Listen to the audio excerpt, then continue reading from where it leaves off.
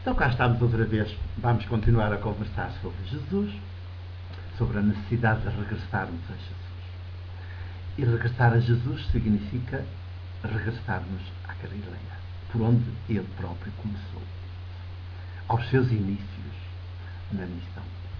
Ora bem, como estava acabado de dizer, Jesus foi batizado por João no Jordão, João Batista no Jordão. Não aconteceu nada de especial.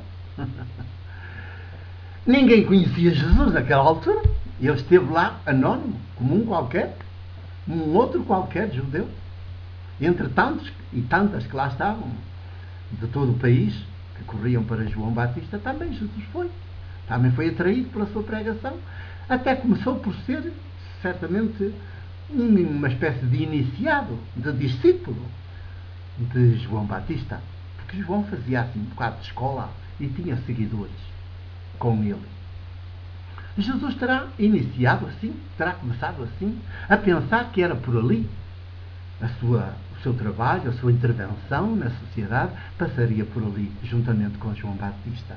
Poderia ser um dos companheiros dele, mas não. Não era por ali o caminho. Não é por ali o caminho. Não era por ali a via da edificação do reino, o reinado de Deus. Por ali ainda estava muito do judaísmo. Ainda estava muito do sistema judaico, da ideologia judaica. Ainda estava muito daquela visão messiânica, que não é a visão de Deus, do Deus que se revela em Jesus. E então não aconteceu nada. Jesus esteve lá, assim, desconhecido. Não sei se sabem, mas realmente isto é espantoso. Que Jesus chega por volta dos 30 anos e é um ilustre desconhecido.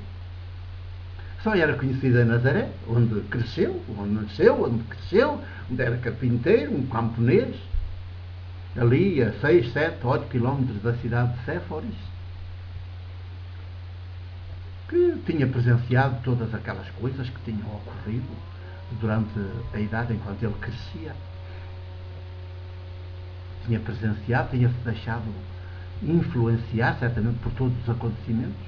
Um dos acontecimentos mais marcantes terá sido aquela morte por volta na adolescência de Jesus, aquela morte dos camponeses numa rebelião que fizeram em Séforis, uma espécie de grande insurreição desarmada, a reclamarem justiça e direitos que lhes eram totalmente negados, e que o Império Romano cruelmente, sadicamente, dizimou sem dó nem piedade. O Império é sempre assim, o poder é sempre assim. Pensam que tem entranhas de humanidade, não tem. E portanto caiu em cima dos camponeses, esmagou-os e crucificou, para lhe dar exemplo aos outros. Crucificou de uma assentada 2.000 que ficaram crucificados durante dias na cidade de Séforis. Isto deve ter sido o acontecimento que mais marcou a vida de Jesus em Nazaré. E ele estava na adolescência quando isto ocorreu. E que deve ter feito Jesus dar muitas voltas à sua cabeça, à sua consciência, e que faz com que ele se venha a revelar no homem que se venha a revelar mais tarde. É assim, quando nós estamos abertos aos sinais, aos acontecimentos, quando nós meditamos a partir dos acontecimentos, não andamos perdidos lá com aquelas coisas religiosas, mas andamos ocupados e atentos aos acontecimentos, aos factos com que a vida é feita, a vida dos povos é feita. Certamente refletimos sobre esses factos, também captamos a mensagem que esses factos nos trazem. Mensagens de incitamento à transformação da sociedade, mensagens de indignação, mensagens de necessidade de revolução, de transformação radical da sociedade, para que finalmente os direitos dos seres humanos sejam reconhecidos e os seres humanos sejam mesmo seres humanos e não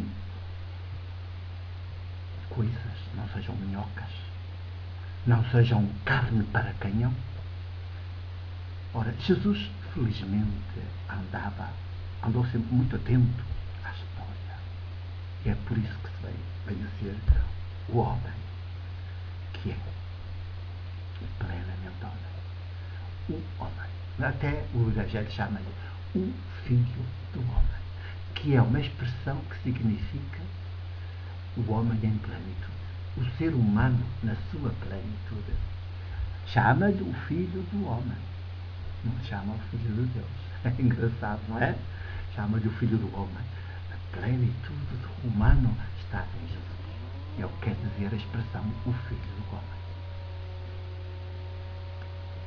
E então Jesus, que estava lá na fila, foi batizado. Não aconteceu nada. Mas, e aqui é que está. Aqui é que começa propriamente a história de Jesus. A gente vai esquecer João Batista e começa o Evangelho de Marcos. Começou por João Batista, mas depois deixa-o ficar na sombra e passa para Jesus. Porquê? No relato de Marcos, o Evangelho de Marcos, eu convido-vos depois a abrir o Novo Testamento e a verem com os vossos próprios olhos, porque isso está lá. Isso está lá. Diz então o relato de Marcos que quando Jesus, depois de batizado por João, saía da água de Jordão, viu, cá está um verbo importante, viu, estou agora a ler, os céus abertos, viu os céus abertos e o Espírito descer sobre ele como uma pomba. E mais, e do céu veio uma voz que Jesus ouve, um verbo, viu e agora ouve, é ver e ouvir, que Jesus ouve, a voz diz, e só Jesus é que a ouve, que diz assim, na versão que eu tenho aqui, na tradução da Bíblia: Tu és o meu filho muito amado, em ti pus o meu encanto, o meu enlevo. Isto é, todo eu me revejo em ti. Tu és uma espécie de alter ego de mim. És eu visível. És eu visível na dimensão do humano. É o que quer dizer, em ti pus todo o meu enlevo, todo o meu encanto. Ora,